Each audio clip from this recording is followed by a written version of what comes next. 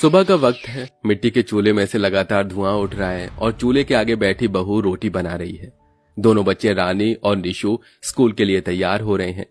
थोड़े दिन में दिवाली का त्योहार आने वाला है, इसलिए बच्चों के मन में नए पटाखे, मिठाइयाँ, कपड़े मिलने की उम्मीद लगी हुई है। रानी दीदी, थोड़े दिनों में दिवाली आने वाली है। पिताजी ने कहा है कि वो हमें दिवाली पर ढेर सारे पटाखे दिलाएंगे, नए नए कपड़े भी दिलाएंगे और माँ हमारे लिए मीठे मीठे पकवान बनाएगी। इस बार तो हमारे घर में भी दिवाली अच्छी तरह मनेगी ना? हाँ मेरे भाई निशु, इस बार हम लोग भी धूमधाम से दिवाली मनाएंगे। अपने दोनों बच्चों की बातों को चूल्हे के पास बैठी रूखा सूखा बना रही उनकी गरीब माँ रीता सुन रही थी और दुखी होकर दिल के अंदर से कहती है, हे माता लक्ष्मी, मेरे दोनों बच्चों के दिल में दीपावली को लेकर कितनी उम्मीदें लगी हुई हैं। डरती हूँ कहीं इस बार भी उनकी खुशियों भरी उम्मीद टूट न जाए। माँ खाना बना दिया तो दे दो, और माँ पैसे भी दे देना। मास्टरनी जी ने हर एक बच्चों से दीपावली की सजावट के लिए 100 रुपए मंगवाए हैं। दे दूंगी मेरे बच्चों, पर आज नहीं है। पिताजी को मालिक ने पैसे दिए नहीं, 1-2 दिन में दे देंगे तो मैं दे दूंगी। लेकिन मम्मी, अगर आज पैसे नहीं दिए तो मास्टरनी जी हमको क्लास में नहीं घुसने देंगी। वो बहुत खड़ूस है।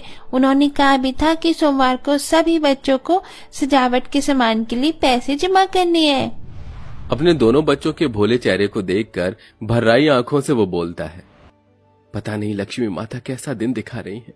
साल भर का त्योहार भी सिर पर आ गया है और दिवाली के चलते काम धंधे का बुरा हाल है। इस बार त्योहार की जरूरतें और खर्च कैसे पूरे होंगे? अजी, लक्ष्मी माता पर भरोसा रखिए, वो हमारी हर जरूरत को पूरा करेंगी। मैंने आपकी रोटी भी बांध दी है, आप भी काम पर चले जाइए। अच्छा ठीक है, जाता हूँ। बच्चों और पति को काम पर भेजकर रीता अपने घर के हालातों को देखकर चिंता में चौखट पर बैठी होती है। तभी सास पार्वती उसके पास आती है। बहू, मैं जानती हूँ घर की परिस्थितियों के चलते तुझे चिंता सता रही है, लेकिन तू केवल अपनी लक्ष्मी माता पर भरोसा रख। अब तक उन्होंने बेड़ा पार लगाया है, आगे भी वही बेड़ा पार लगाएंगे। अच्छा चल, बैठे बैठे क्या कर रहे हैं, दिवाली की सफाई शुरू कर लेते हैं। कार्तिक का महीना भी शुरू हो चुका है, दिवाली के त्योहार में गिनकर थोड़े ही दिन रह गए हैं। जी माँ जी।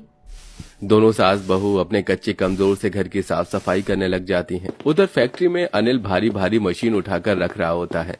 मालिक उस पर चिल्ला रहा होता है, अरे ओ कामचोर, तू फिर बैठ गया? नजर हटती नहीं कि तुम मजदूर लोग सुस्ती मुर्गी बन जाते हो। चलो जल्दी जल्दी हाथ चलाओ। करता हूँ मालिक, बहुत ज्यादा थकान लग रही है, शरीर में बार बार चक्कर आ रहे हैं। तेरी ये बहानेबाजी मैं अच्छी तरह समझता हूँ। सामान नहीं उठा सकता तो चल मशीन पर काम कर। अनिल मशीन पर काम करने लगता है। तभी एकदम से उसे बहुत जोर से चक्कर आता है और भारी मशीन उसके पैरों पर गिर जाती है, जिससे उसका पैर लहूलुहान हो जाता है।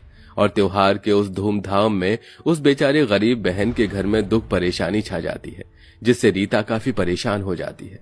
जैसे तैसे भी घर की रोटी तो चल ही रही थी जब तक ये काम कर रहे थे।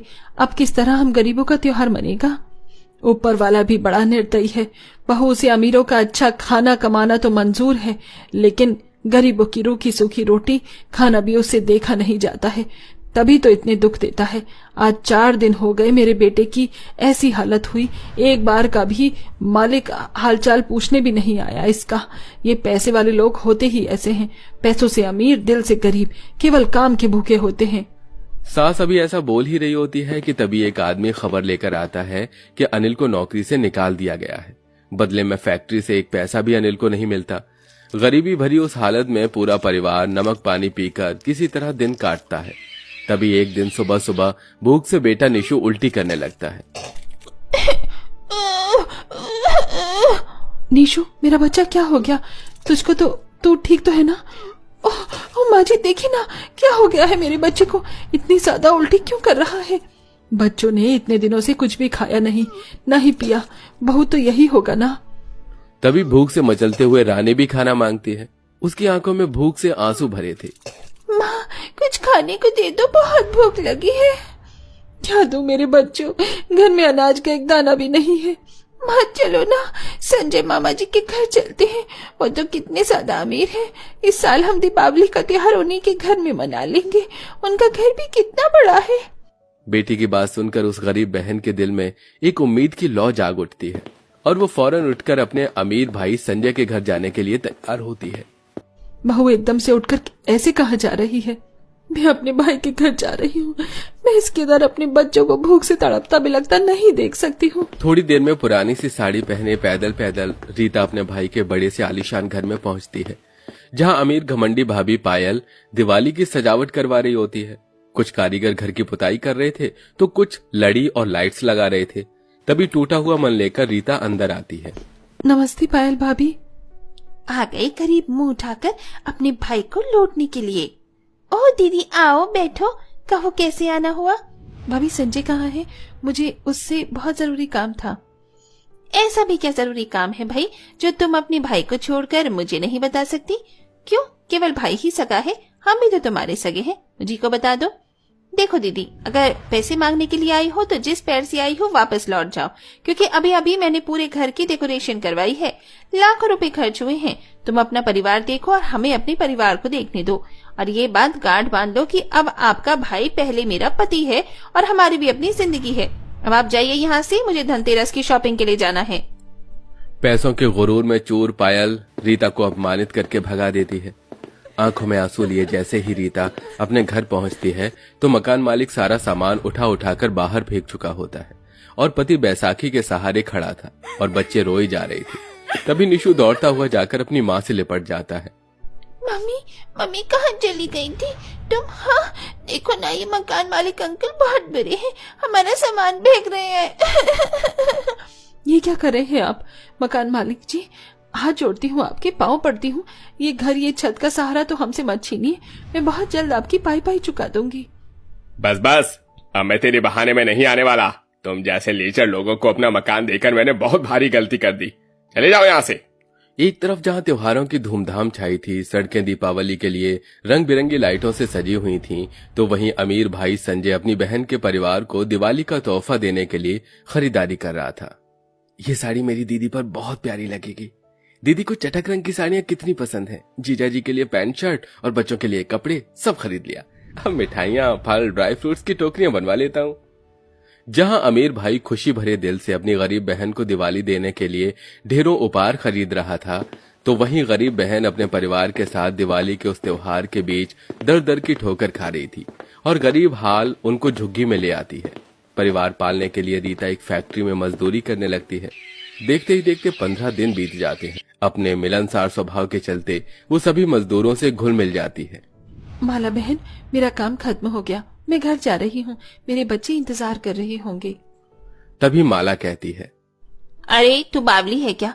आज दिवाली है, फैक्ट्री के साहब आने वाले हैं। पता है हर साल वो दिवाली पर मजदूरों को ढेर सारी मिठाइयाँ और कंबल और बहुत सी अच्छी अच्छी चीजें बांटते हैं, तो तू भी लेकर जाना। लेकिन मैं तो अभी हाल ही में काम पर लगी हूँ और दिवाली का तोहफा तो उनके लिए होता है जो पूरे साल काम करते हैं, तो मुझे कैसे मिलेगा? अरे हमारे मालिक बहुत ही भले दिल वाले हैं। तू रुक, देख आ गए मालिक। जैसे ही रीता अपने अमीर भाई को सूट बूट में देखती है तो पल्ला करके दिवाली का बोनस लिए बिना ही वहां से चली जाती है। लेकिन संजय उसे देख लेता है। उसकी आंखों में आंसू होते हैं। दिवाली का दिन भी आ जाता है, लेकिन गरीब बहन के घर में कोई रौनक नहीं थी। तभी अमीर भाई कई सारे उपहार, मिठाइयां, फल, कपड़े लेकर गरीब बहन के दरवाजे पर आता है। दोनों बच्चों के मुरझाए से चेहरे खुशी से खिल उठते हैं। मामा जी आ गए, मामा जी आ गए, मामा जी आ गए। माँ देखो, मामा जी आए हैं और हमारे लिए दिवाली के कितने सारे गिफ्ट, मिठाइयाँ लेकर आए हैं। दोनों भाई कुछ पल के लिए एक दूसरे को निहारते रह जाते हैं। उनकी आंखों में बहते आंसू थमने का नाम नहीं ले रहे थे। अपने भाई को एक पल में इतना पराया कर दिया कि अपने सुख तो दूर, अपने गम, अपने दर्द में भी नहीं बांट सके। ये धन दौलत अमीरी मेरे किस काम की, जो मेरे होते हुए मेरी गरीब बहन, मेरे मासूम भांजे भांजी दिवाली के दिन दुखी उदास रहे हैं। ये सुनकर गरीब बहू अपने भाई को गले लगाकर फूट फूट कर रोने लगती है। भैया मैं आई थी तुम्हारे दरवाजे पर, लेकिन क्या बताऊं। मैं सब जान गया हूँ। दीदी और पायल अपनी गलती की माफी मांगने आई हैं। मैं उसे अपने साथ नहीं लाया, वो खुद अपनी मर्जी से आई हैं। दीदी मुझे माफ कर दो, मैंने आपको चोट पहुंचाया। हैप्पी दिवाली दीदी। बिगड़े हुए रिश्ते दिवाली के उस दिन बदल चुके थे।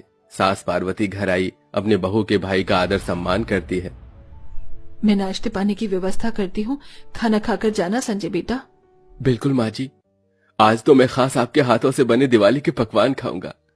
अंत में पूरा परिवार मिलजुल कर हंसी खुशी दीपावली का त्योहार मनाते हैं, एक दूसरे को मिठाइयां खिलाते हैं, घी के दिए जलाते हैं।